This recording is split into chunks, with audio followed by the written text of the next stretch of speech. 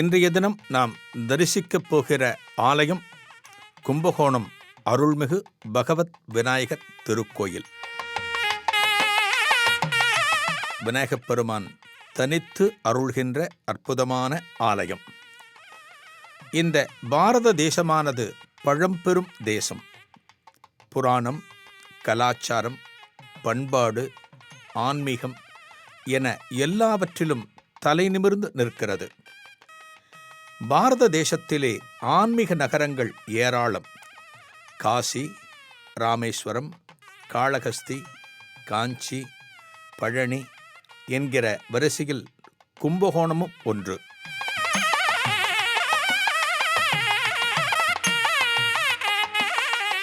கோயில் நகரம் கும்பகோணம் என்று இந்த நகரத்தை சிறப்பித்துச் சொல்வார்கள். கும்பகோணம் நகரத்திலே எந்த திசை நோக்கி பயணித்தாலும், எந்த திசையில் நாம் பார்த்தாலும் ஏதேனும் ஒரு ஆலயத்தின் விமானத்தையோ கோபுரத்தையோ தரிசிக்க முடியும். அந்த வகையிலே இந்த திருத்தலத்தில் ஏராளமான ஆலயங்கள், சைவமென்ன, வைணவமென்ன, சாக்தமென்ன என்று அனைத்திற்குமான ஆலயங்கள் இந்த திருத்தலத்தில் அதிகம்.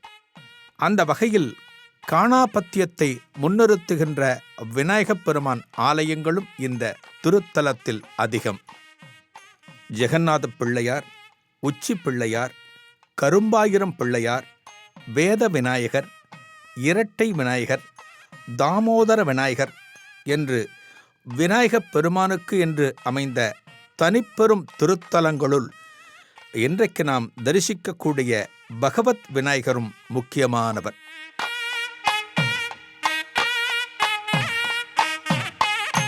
இந்த ஆலயத்தின் தொன்மையும் பழமையும் பல நூறு ஆண்டுகளுக்கு முற்பட்டது. இந்த ஆலயத்தை நீங்கள் தரிசிக்கப் போனீர்கள் என்றால் இவ்வளவுதானா ஆலயம் என்று உங்களுக்கு தோன்றும். மிகவும் சிறிய ஆலயம். அளவில் சிறியது என்றாலுமே அதற்குள் அடங்கியிருக்கிற பெருமைகள், மகிமைகள் அத்தனையும் அதிகம். நாம் சொல்லுவோம் அல்லவா, மூர்த்தி சிறிது என்றாலும் கீர்த்தி பெரிது என்று சொல்வோம் அல்லவா, அதுபோல இந்த பகவத் விநாயகருக்கு எண்ணற்ற சிறப்புகள் காணப்படுகின்றன.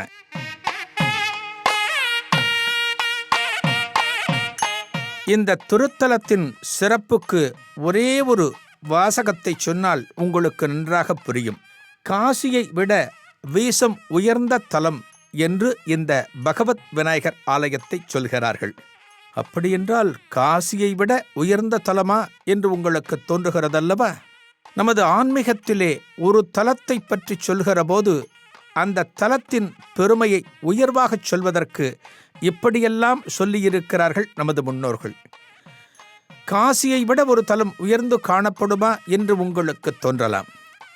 ஆனால் இந்த ஆலயத்தின் புராணக் கதையை நாம் கேட்க நேர்ந்தால், ஆஹா, காசியை விட இது உயர்ந்த திருத்தலம்தான் என்று உங்களுக்கு தோன்றும். மிகச் சிறிய ஆலயம் என்று சொன்னோம். இந்த ஆலயத்திலே பிரதான மூலவர் பகவத் விநாயகர். இந்த விநாயகர் ஆலயம் கும்பகோணத்திலே மடத்து தெருவில் அமைந்திருக்கிறது. இந்த மடத்து தெரு என்பது முக்கியமான பகுதி கும்பகோணத்தில். இந்த தெருவில்தான் காஞ்சி சங்கர மடம் அமைந்திருக்கிறது. மிக பழமையான மடம். அந்த காஞ்சி சங்கர மடத்தின் பெருமையை போற்றும் விதமாகவும் அதை பறைசாற்றும் விதமாகவும் இந்த தெருவிற்கே மடத்து தெரு என்கிற பெயர் வந்துள்ளது. இந்த தெருவில்தான் காளஹஸ்தீஸ்வரர் ஆலயம், பகவத் விநாயகர் ஆலயம், படைவெட்டி மாரியம்மன் ஆலயம், யானையடி ஐயனார் ஆலயம் உள்ளிட்ட ஆலயங்கள் அமைந்துள்ளன. சிறிய தெருவிலே இத்தனை ஆலயங்களா என்றெல்லாம் தரிசிப்பவர்களுக்கு வியப்பு மேலோங்கும். இதோ இன்றைய தினம் நாம் தரிசிக்கப் போகிற பிரதானமான பகவத் விநாயகர் ஆலயத்தின் பெருமைகளை காண்போமா?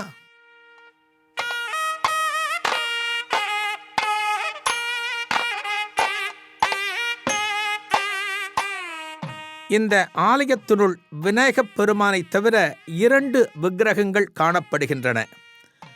அவற்றுள் ஒன்று பகவர் மகரிஷி, இன்னொன்று அண்ணாஜி.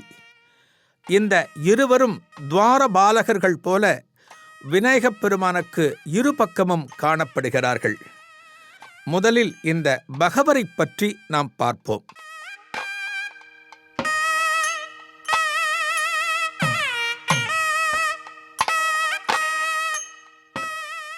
இந்த பாரத தேசம் யாரால் சிறப்பு பெற்றது என்று சொன்னால் மகரிஷிகளாலும் மகான்களாலும் சிறப்பு பெற்றது.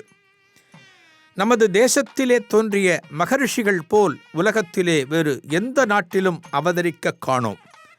விஸ்வாமித்திரர், துர்வாசர், வசிஷ்டர், வியாசர், பரத்வாஜர் என்று மகரிஷிகளின் பெயர்களை சொல்லத் துவங்கினால் அந்த பட்டியல் அத்தனை சுலபத்தில் பூர்த்தியாகாது.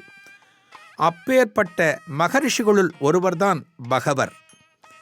இந்த பகவர் எங்கே வாழ்ந்தார் தெரியுமா? வேதாரண்யம் திருத்தலம். ராமேஸ்வரத்திற்கு இணையான சிறப்பு கொண்ட திருத்தலம் வேதாரண்யம். கடல், கடலை ஒட்டி சிவாலயம். இந்த வேதாரண்யத்திலே பகவர் மகரிஷி ஒரு குடில் அமைத்து தங்கியிருந்தார். அந்த குடிலிலே நித்தமும் தியானத்தையும் வழிபாட்டையும் செய்து வந்தார். இந்த பகவருக்கு எண்ணற்ற சீடர்கள் உண்டு. எந்த ஒரு காலத்திலும் தாயை மிஞ்சின தெய்வம் இல்லை என்று சொல்வார்கள். நமக்கெல்லாம் யார் முதல் தெய்வம் என்று சொன்னால் நம்மை பெற்றெடுத்த தாயார்தான் முதல் தெய்வம். இதை நமது புராணங்களும் இதிகாசங்களும் வலியுறுத்துகின்றன. அந்த வகையிலே பகவர் மகரிஷி தனது தாயை தெய்வமாக போற்றி பாதுகாத்தார். இரவு நேரத்திலே அந்த தாயின் ஓய்வுக்கு என்னவெல்லாம் தேவையோ அவற்றையெல்லாம் அமைத்து கொடுத்தார். எந்நேரமும் தாயின் அருகிலே இருந்து அந்த தாயை கவனித்து வந்தார். தனது ஆசிரமத்திலேயே ஒரு ஓரத்தில் தாயையும் தங்க வைத்து தனது சீடர்களையும் அவ்வப்போது பணிவிடை செய்ய வைத்தார். தாயின் மேல் அத்துணை அன்பு.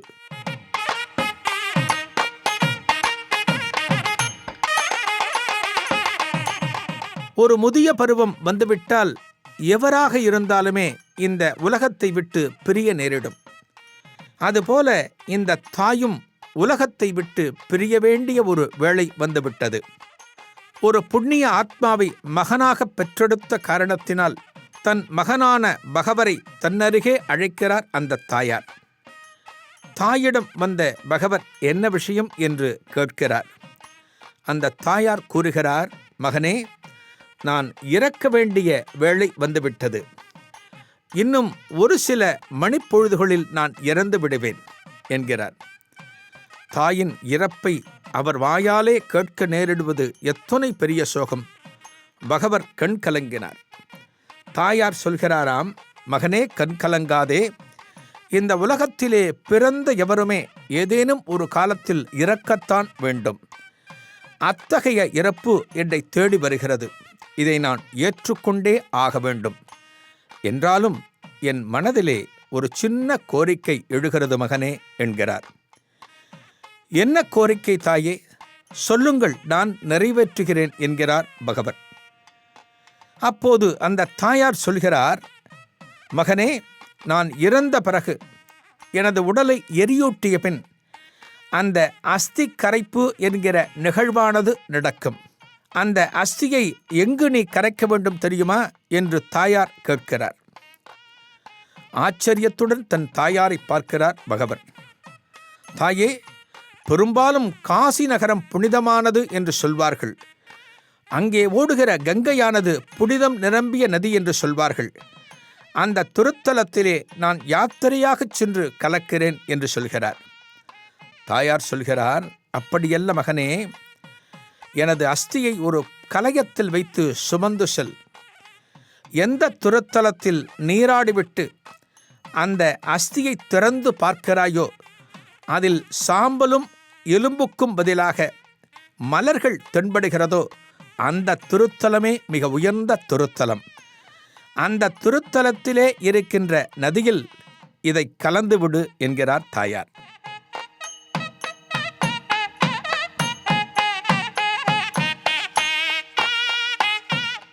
மகனான பகவரும் இதற்கு சம்மதிக்கிறார். அடுத்த ஒரு சில மணிப்பொழுதுகளில் அந்த தாயாரின் உயிரானது பெறுகிறது. தாயார் இறந்தவுடன் அந்த தாய்க்கு செய்ய வேண்டிய அனைத்து காரியங்களையும் எந்தவிதமான குறைவும் இல்லாமல் செய்கிறார் பகவர். தாயின் உடல் எரியூட்டப்படுகிறது. அதன் பிறகு அஸ்தியானது சேகரிக்கப்படுகிறது. சாம்பலும் எலும்பும் கலந்த அந்த அஸ்தியை ஒரு சிறு மண் கலயத்தில் சேகரிக்கிறார். அந்த மண் கலயத்தின் மேலே ஒரு மூடியை கொண்டு மூடுகிறார். ஒரு துணியில் இந்த கலயத்தை வைக்கிறார். இந்த கலயத்தை ஒரு மூட்டை போல் ஆக்குகிறார். ஒரு சிறு மூங்கில் கூடை, அந்த மூங்கில் கூடைக்குள் இந்த மண் கலயத்தை வைக்கிறார். தனது பிரதான சீடனை அழைக்கிறார். அப்பா, நாம் இருவரும் யாத்திரை செல்லப் போகிறோம். எனது தாயின் அஸ்தியை கரைக்க வேண்டும். அநேகமாக அது கங்கை கரையாகத்தான் இருக்கும் என்று தோன்றுகிறது என்று அழைக்கிறார். அந்த சீடனும் தனது குருவுடன் புறப்படுகிறான். இருவரும் வேதாரண்யத்தில் இருந்து யாத்திரையை துவங்குகிறார்கள். நமக்கெல்லாம் மனதில் ஒன்று தோன்றிவிட்டால் அதன்படியே நாம் நடப்போம்.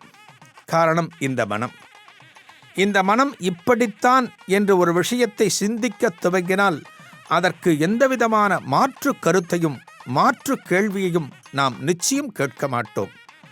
இந்த மகான் பகவரும் அதற்கு விதிவிலக்கல்ல. மகான் பகவருக்கு என்ன தோன்றுகிறது தெரியுமா? காசிக்கு சென்றால்தான் இந்த அஸ்தியானது தாயார் சொன்னபடி புஷ்பங்களாக மாறும். அதன் பிறகு அந்த கங்கையிலே இந்த புஷ்பங்களை கரைத்து விடலாம் என்று நினைத்து யாத்திரையை துவங்குகிறார். வேதாரண்யத்தில் துவங்கி ஒவ்வொரு பிரபல ஆலயங்களையும் தரிசித்து கொண்டே வருகிறார். அங்கே இருக்கின்ற நதியில் நீராடுகிறார். அந்த வகையில் பகவர் மகரிஷி வந்த திருத்தலம் கும்பகோணம். இந்த கும்பகோணத்திலே காவிரி ஆற்றங்கரையில் ஒரு பிரதான படித்துறையில் நீராடுகிறார். கரையில் சீடன் அமர்ந்திருக்கிறான். அந்த சீடனுக்கு பக்கத்திலே அஸ்தி கலசமானது காணப்படுகிறது. ஒரு மகரிஷி நதியில் நீராடுகிறார் என்றால் எண்ணற்ற மந்திரங்கள் ஜெபித்து அந்த நீரை ஆராதித்து வழிபட வேண்டும். அந்த வகையிலே பகவர் மகரிஷி பல மணி நேரம் நீராடிக் கொண்டிருக்கிறார். கரையில் அமர்ந்திருக்கிற அந்த சீடனுக்கு அந்த நேரத்தில் பசி வந்துவிட்டது. இந்த சீடனை பற்றி ஒரு விஷயம் குறிப்பிட வேண்டும். தான் சுமந்து வருகிற கலயத்தில் என்ன இருக்கிறது என்பதே அவனுக்கு சொல்லப்படவில்லை. இந்த கலயத்திலே எனது தாயாரின் அஸ்தி இருக்கிறது, இதை கரைக்க வேண்டும் என்று பகவர் மகரிஷி அந்த சீடனுக்கு குறிப்பால் கூட உணர்த்தவில்லை. குரு சொல்கிறார், அதன்படி நாம் நடக்கிறோம் என்கிற எண்ணத்தோடு அந்த சீடன் பயணப்பட்டு வந்தான். ஆம், உண்மைதான். குருவாகப்பட்டவரிடம் எந்தவிதமான கேள்விகளையும் நாம் கேட்கக்கூடாது. ஒரு இடத்திலே குதி என்றால் குதிக்க வேண்டும், கிணற்றிலே விழு என்றால் விழ வேண்டும். அவர் என்ன உத்தரவிடுகிறாரோ அதை அப்படியே சிரமேற்கொண்டு செய்ய வேண்டும். அதன்படிதான் இந்த சீடனும் அந்த கலயத்தை சுமந்து வந்தான். கரையில் அமர்ந்திருக்கிறான் அல்லவா? குருநாதரான பகவத் மகரிஷி ஆற்றில் நீராடிக் கொண்டிருக்கிறார் அல்லவா? இந்த சீடனுக்கு பசி வந்தது. பசி வந்தால் 10ம் பறந்து போகும் என்று சொல்வார்கள். அந்த பசி வேளையிலே குருநாதரை உடனே அழைக்க முடியுமா? தான் மட்டும் சென்று தனியே உணவருந்த முடியுமா? சீடன் யோசிக்கிறான். ஆஹா, நாம் சுமந்து வருகிறோமோ ஒரு கலயம். இந்த கலயத்திலே என்ன இருக்கிறது? ஒருவேளை ஏதேனும் உணவுப் பொருள் இருக்குமோ என்று திறந்து பார்க்கிறான். கலயத்தின் மேல் மூடியை மெல்ல அகற்றிய போது அந்த கலயத்தினுள் மலர்கள் காணப்பட்டன. அற்புதமான வெண்ணிற மலர்கள் மனம் வீசியது. உடனே அந்த கலயத்தை மூடிவிட்டான். ஆஹா, இதில் உணவு எதுவும் இல்லை, மலர்களை கொண்டு செல்கிறார் போலிருக்கிறது என்று நினைத்து விட்டான் சீடன். சற்று நேரத்திலே நீராடி முடித்துவிட்டு குருநாதரான பகவத் மகரிஷி மேலே வருகிறார். குருநாதரிடம் இந்த விஷயத்தை சீடன் சொல்லவில்லை. ஒருவேளை சொல்லிவிட்டால் எதற்காக என் அனுமதி இல்லாமல் அந்த கலயத்தை நீ திறந்தாய் என்று கோபப்படுவார் என்று உணர்ந்த அந்த சீடன் அந்த விஷயத்தை மறைத்து விட்டான். கும்பகோணத்தில் இருந்து யாத்திரை துவங்குகிறது. கலயத்தை வழக்கம் போல் சீடன் தன் தலையில் சுமக்க பகவத் மகரிஷி நடந்து செல்கிறார். இந்த யாத்திரை பல மாதங்களுக்கு பிறகு பல திருத்தலங்களையும் தரிசித்து கொண்டே காசியை நோக்கிச் சென்றடைந்தார். பகவத் மகரிஷிக்கு என்ன நினைப்பு என்றால், இந்த கங்கையில் நாம் நீராடிய பின் இந்த கலயத்தை திறந்து பார்த்தால் அதிலுள்ள சாம்பலும் எலும்பும் மலர்களாக மாறியிருக்கும் என்று நினைக்கிறார்.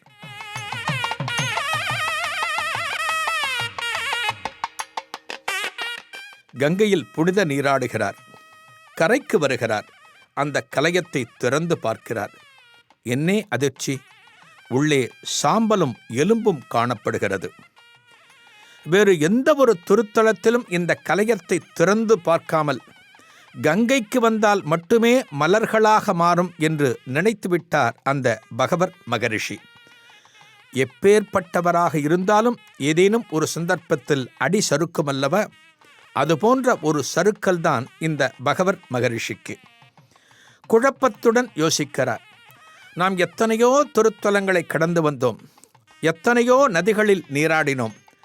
ஆனால் எந்த ஒரு திருத்தலத்திலும் நாம் திறந்து பார்க்கவில்லையே. இந்த காசிக்கு வந்தால் மாறும் என்கிற தெளிவு காரணமாக இந்த திருத்தலம் வந்தது மட்டும் நாம் திறந்து பார்த்தோமே என்று தன்னைத்தானே நொந்து கொள்கிறார். அதை முணுமுணுப்பாகவும் வெளிப்படுத்துகிறார். குருநாதரது முகத்தில் கண்ட ஒரு தெளிவில்லாத நிலையை பார்த்து சீடன் கலங்குகிறான். குருநாதரிடமே கேட்கிறான், குருநாதா, தங்களது கவலைக்கு என்ன காரணம்? தங்கள் முகம் வாட்டத்துடன் காணப்படுகிறதே என்று கேட்கிறான். விஷயத்தை அப்போதுதான் சொல்கிறார் தனது சீடரிடம். குருநாதா, இதுதானா விஷயம்? கும்பகோணம் திருத்தலத்திலே காவிரி ஆற்றில் தாங்கள் நீராடுகிற போது இந்த மூடியை நான் திறந்து பார்த்தேன். அதற்காக என்னை முதலில் மன்னிக்க வேண்டும். பசி காரணமாக ஏதேனும் உணவு தென்படுகிறதா என்பதற்காக திறந்து பார்த்தேன். அப்போது மலர்களை நான் அங்கே கண்டேன் என்கிறான். அப்போதுதான் குருநாதர் முகத்தில் ஒரு பிரகாசம். ஆஹா, இந்த காசியை விட காவிரிக்கு அத்துணை பெருமை உள்ளதா? இந்த காசியிலேயே மலர்களாக மாறவில்லை இந்த அஸ்தி, ஆனால் கும்பகோணத்தில் மாறியிருக்கிறதா என்று ஆச்சரியப்பட்டு மீண்டும் அங்கிருந்து துவங்கி கும்பகோணத்தை நோக்கி யாத்திரை வருகிறார்கள்.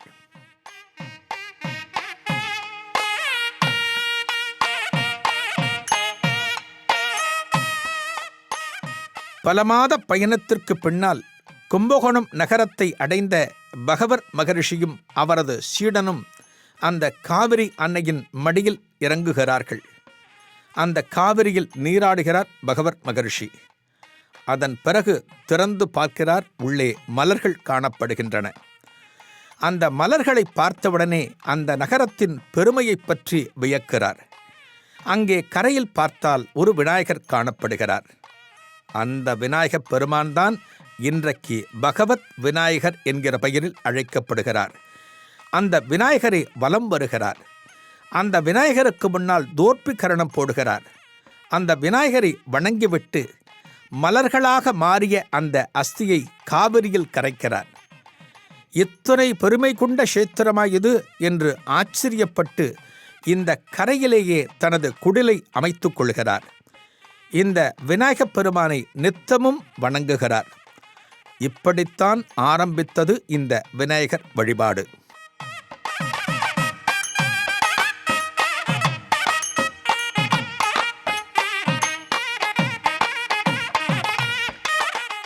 நித்தமும் விநாயகப் பெருமானுக்கு வழிபாடு நடத்துகிறார். ஒரு காலகட்டத்திலே முதுமையின் காரணமாக அவர் இறந்த பின்னால் அவரது சமாதியும் இங்கேயே அமைந்ததாம். அன்றைய நாளில் காவிரிக்கரை ஓரமாக இந்த விநாயகப் பெருமான் காணப்பட்டாராம். காலப்போக்கிலே காவிரி ஆற்றின் அகலமானது மெல்ல மெல்ல குறுகிய காரணத்தினால் இந்த பெருமான் ஆலயமானது அப்படியே அமைந்துவிட்டது. இன்றைக்கு நாம் தரிசிக்கிற பகவத் விநாயகர் ஆலயம் அதன் அருகே காவிரி ஆறு ஓடியது என்பதை இன்றைக்கு நம்ப முடிகிறதா உங்களால்? ஆறு குறுகிவிட்டது. பகவர் என்கிற மகரிஷி வணங்கிய காரணத்தினால் இந்த விநாயகப் பெருமான் திருநாமம் அதன் பின்புதான் பகவத் விநாயகர் என்று ஆனதாம். இந்த மகரிஷி நீராடிய படித்துறை, அதாவது காவிரியின் படித்துறை பகவத் படித்துறை என்று ஆனதாம். இன்றைய தேதியில் இந்த பகவத் விநாயகருக்கு நேரே அமைந்திருக்கிற தெரு பிள்ளையார் கோவில் தெரு என்று அழைக்கப்படுகிறது.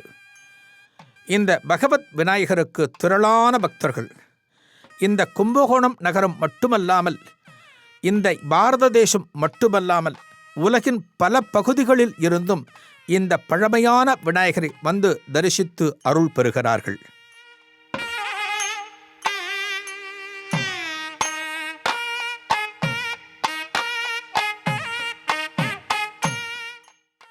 இந்த ஆலயத்திலே நுழைந்தவுடன் மகரிஷி பகவரை தரிசிக்க முடியும். அருகிலேயே அண்ணாஜிராவ் என்பவரையும் தரிசிக்க முடியும். யார் இந்த அண்ணாஜிராவ்? தஞ்சையை மன்னர் சகாஜி ஆண்ட காலம் அது. சகாஜியின் தலைமை அமைச்சராக அண்ணாஜிராவ் என்கிற பண்டிதர் விளங்கினார். அந்த பண்டிதர் ஒருமுறை இந்த ஆலயத்தின் வழியே குதிரையில் செல்கிறார். அந்த நேரத்தில் அவருக்கு ஒரு பிரார்த்தனை. இந்த விநாயகப் பெருமானிடம் தெரிவித்து பார்க்கலாமே, நமது பிரார்த்தனையை நிறைவேற்றுவாரா என்று தோன்றுகிறது. குதிரையை நிறுத்துகிறார். ஆலயத்தினுள் வருகிறார். தனது பிரார்த்தனையை சொல்கிறார். அடுத்த ஒரு சில நாட்களில் அவரது பிரார்த்தனை நிறைவேறுகிறது. அதன்பின் இந்த பகவத் விநாயகருக்கு அத்யந்த பக்தர் ஆகிவிட்டார் அண்ணாஜிராவ்.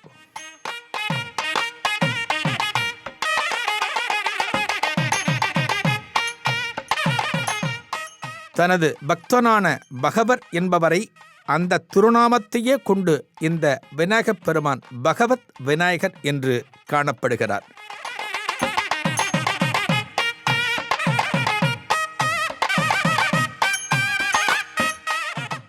கும்பகோணம் காஞ்சி மடத்தில் முகாம் இருக்கின்ற காலத்தில் நித்தமும் அதிகாலையில் காவிரியில் நீராடிவிட்டு இந்த பகவத் விநாயகரை வந்து தரிசிப்பதை தன் வழக்கமாக கொண்டிருந்தார் மகாபெரியவா. 1952 மடத்துக்கு சொந்தமான ஒரு யானை. அந்த யானையின் திருநாமம் சந்திரமௌலீஸ்வரர். அந்த யானையானது திருவிசநல்லூரில் இறந்துவிட்டது. ஒரு யானை இறக்கின்றது என்பது எத்தனை பெரிய சோகம் தெரியுமா? ஒரு ஆலயத்திலே யானையை தரிசிக்கின்ற அன்பர்கள் அந்த யானையின் மகத்துவத்தை உணர முடியும். ஒரு குழந்தை போல் பழகுகிற அந்த யானையை எந்த ஒரு காலத்திலும் பக்தர்கள் மறக்க மாட்டார்கள். அந்த வகையில் பக்தர்களின் மனம் கவர்ந்த இந்த யானை, அதாவது சந்திரமௌலீஸ்வரர் இறந்த காரணத்தினால் மகாபெரிவா என்ன செய்தாராம் தெரியுமா? இறந்த பிறகு அந்த யானைக்கு என்னென்ன காரியங்கள் செய்ய வேண்டுமோ அனைத்தையும் செய்துவிட்டு அந்த யானையின் 2 தந்தங்களையும் இந்த பகவத் விநாயகர் ஆலயத்திற்கு அர்ப்பணித்தாராம். சுமார் 3 அடி உயரம் கொண்ட அந்த யானையின் 2 தந்தங்கள் இன்றைக்கு பகவத் விநாயகர் ஆலயத்திற்கு சொந்தம். சங்கடகர சதுர்த்தி, விநாயகர் சதுர்த்தி போன்ற விசேஷ காலங்களில் இந்த பகவத் விநாயகருக்கு 2 பக்கமும் இந்த தந்தங்கள் அலங்காரமாக வைக்கப்படுவது காண வேண்டிய ஒரு தரிசனம்.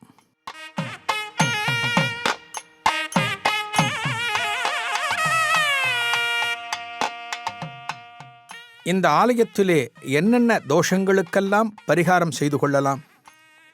இந்த ஆலயத்திலே அமைந்திருக்கின்ற பகவத் விநாயகர் திருமேனியில் நவக்கிரகங்கள் குடிகொண்டிருப்பதாக ஐதீகம். இன்றைக்கு நாமெல்லாம் கிரக தோஷம் தொடர்பான பலவற்றால் அவதிப்படுகிறோம். அத்தகைய கிரக தோஷங்களுக்கு இந்த விநாயகப் பெருமானை வணங்கினால் பரிகாரம் காணலாம். தவிர திருமணப்பேறு, குழந்தைப்பேறு, நிரந்தர உத்தியோகம் போன்ற எதற்குமே இந்த விநாயகப் பெருமானை வணங்கினால் பலன் பெறலாம். பக்தர்கள் தங்களது காணிக்கையாக இந்த விநாயகப் பெருமானுக்கு அபிஷேகம் செய்து வைத்தல், வஸ்திரம் சார்த்துதல், சதுர் தேங்காய் போடுதல் என்றெல்லாம் செய்கிறார்கள். விசேஷ காலங்களில் அன்னதானம் செய்து இந்த விநாயகப் பெருமானின் அருளை பெறுகிறார்கள். தினமும் காலை 6 மணி முதல் இரவு 9 மணி வரை இந்த ஆலயத்தை தரிசிக்கலாம்.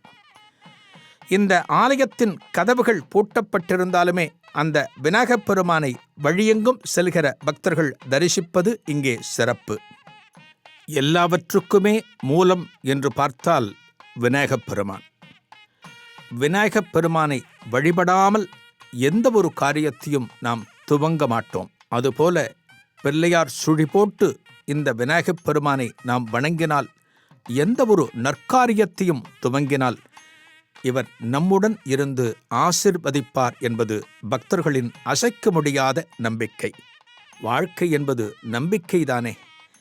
இந்த விஷயம் நடக்கிறது, இப்படித்தான் நடக்கிறது என்று விநாயகப் பெருமானை நம்பினால் அந்த பெருமான் நம்முடன் இருக்கிறார். நம்பிக்கை நம்மிடையே இல்லாவிட்டால் அருள் ஏது, ஆன்மீகம் ஏது? அந்த நம்பிக்கை நமக்கு வர வேண்டுமென்றால் இந்த பெருமானை நம்ப வேண்டும், அவரது திருவடிகளை பற்ற வேண்டும். விநாயகப் பெருமான் எல்லோருக்கும் எல்லா நலன்களையும் வழங்கட்டும்.